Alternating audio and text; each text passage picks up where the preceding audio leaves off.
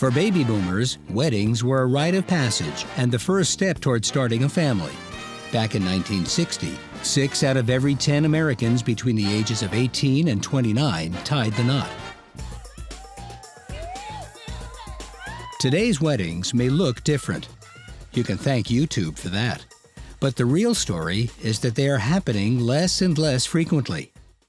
In fact, 44% of millennials and 39% of all Americans now say that marriage is becoming obsolete. Marriage as an institution is losing its customer base, if you will.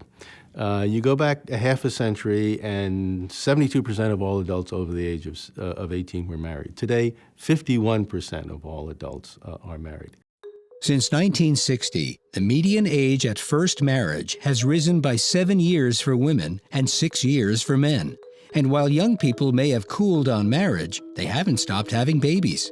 There are many things at play here. One is that people are marrying later, and some people are foregoing marriage altogether, but they haven't stopped having children, so more people are having children outside of marriage.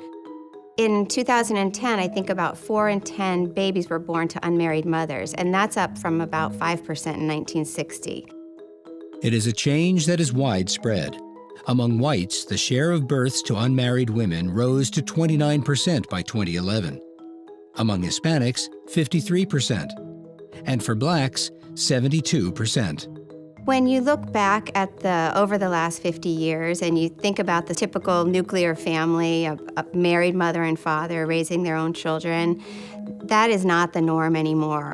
Fewer than 1 in 4 households look like that. There's cohabitation, there's divorce, there's remarriage, there's just this whole sort of plethora of different arrangements now. And the family just looks a lot different now than it did 50 years ago.